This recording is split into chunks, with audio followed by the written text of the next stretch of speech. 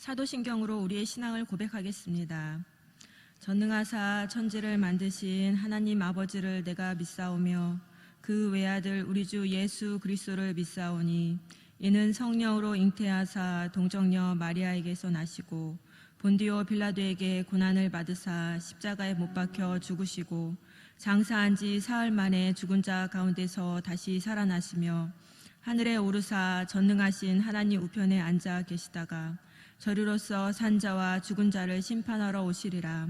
성령을 믿사오며 거룩한 공예와 성도가 서로 교통하는 것과 죄를 사하여 주시는 것과 몸이 다시 사는 것과 영원히 사는 것을 믿사옵나이다. 아멘.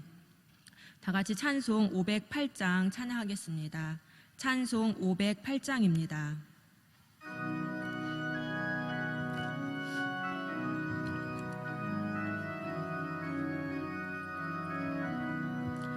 주와 같이 되기를 내가 항상 원하니 온유하고 겸손한 주의 마음 줍소서.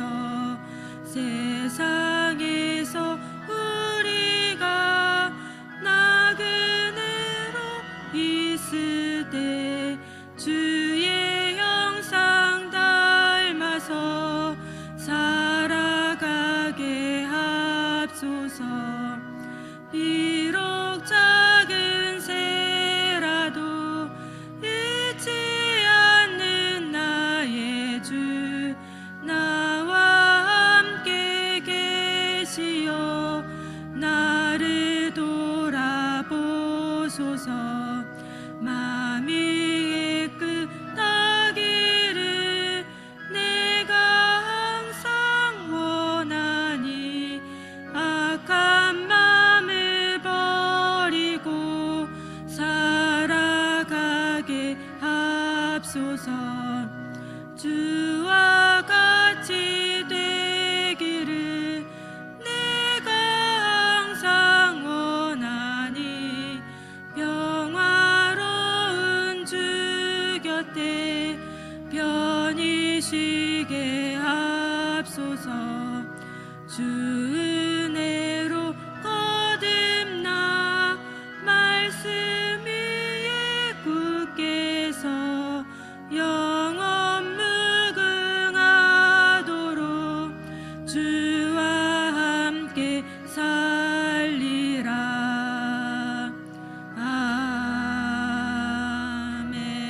아멘. 하나님께서 오늘 우리에게 주신 말씀은 구약성경 시편 50편 말씀입니다. 구약 837면에 있습니다.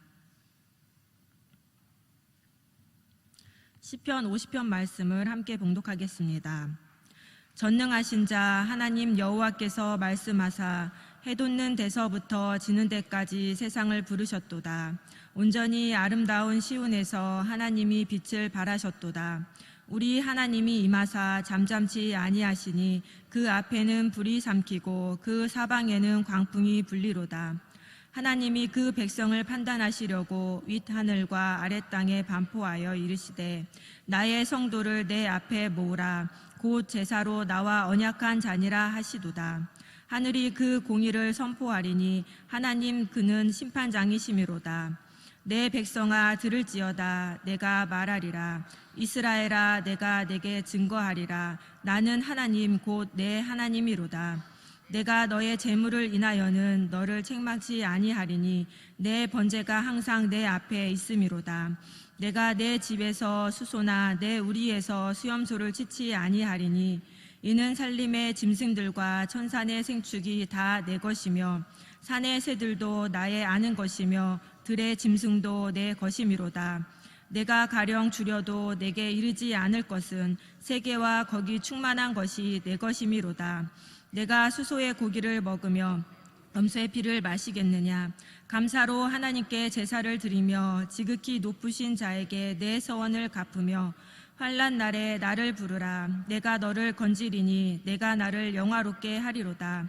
악인에게는 하나님이 이르시되 내가 어찌 내 율례를 전하며 내 언약을 내 입에 두느냐. 내가 교훈을 미워하고 내 말을 내 뒤로 던지며 도적을 본즉 연합하고 간음하는 자와 동료가 되며 내 입을 악에게 주고 내 혀로 괴사를 지으며 앉아서 내 형제를 공박하며 내 어미의 아들을 비방하는도다.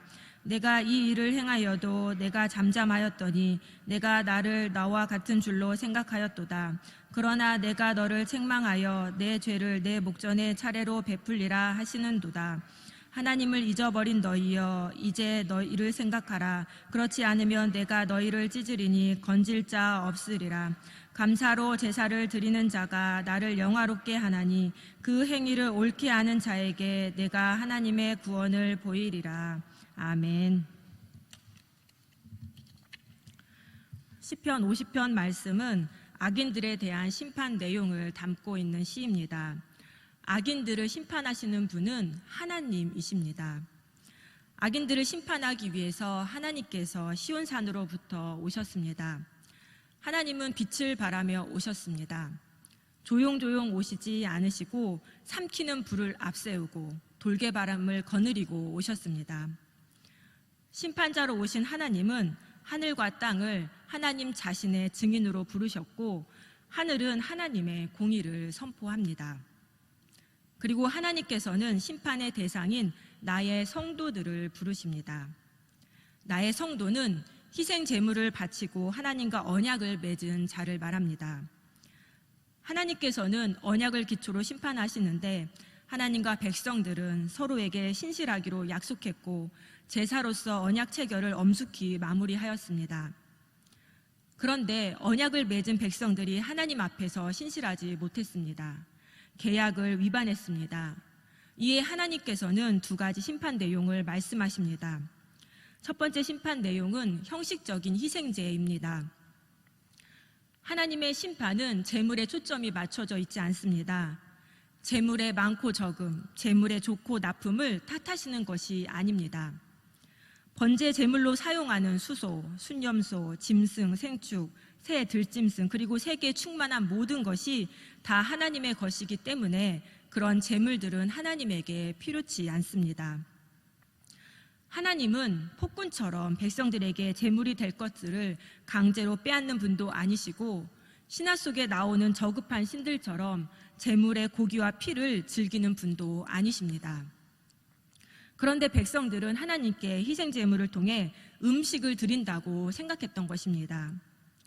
제물만 잘 드리면 노여움도 달랠 수 있고 복도 받을 수 있다고 생각하여 희생 제물을 드렸던 것입니다. 하나님이 어떤 분이신지 제대로 알지 못했기 때문입니다. 희생 제물은 하나님에 대한 올바른 자세를 표현하는 하나의 매개체일 뿐입니다. 희생 제물을 통해 하나님께 대한 믿음과 사랑을 표현하는 것이며 순종과 헌신을 다짐하는 것입니다. 따라서 무엇을 얼마만큼 드렸느냐보다 어떤 마음과 어떤 자세로 드렸느냐가 중요하며 하나님께서는 그 마음과 자세를 보십니다. 그래서 본문 14절, 15절에서는 이렇게 말씀하십니다. 감사로 하나님께 제사를 드리며 지극히 높으신 자에게 내 서원을 갚으며 환난 날에 나를 부르라. 내가 너를 건지리니 내가 나를 영화롭게 하리로다. 공동 번역 성경을 보면 이 의미가 더 많이 와닿습니다.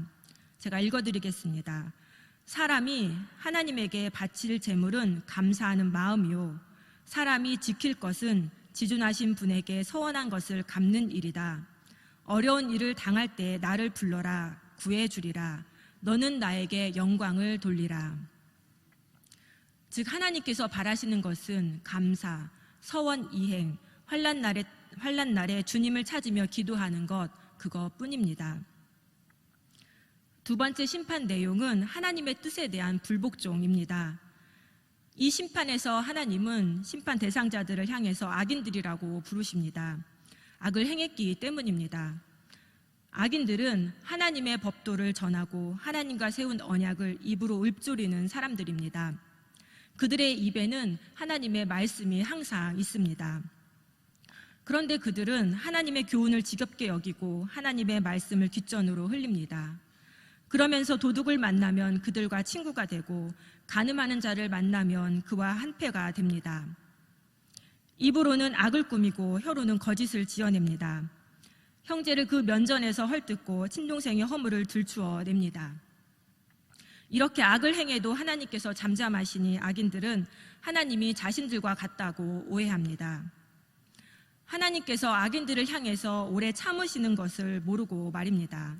그러나 하나님은 영원히 침묵하지 않으시고 결국에는 심판하십니다. 하나님께서 심판하시는 두 가지 내용은 별개의 내용이 아닙니다. 분리될 수 없는 서로 연관된 내용입니다.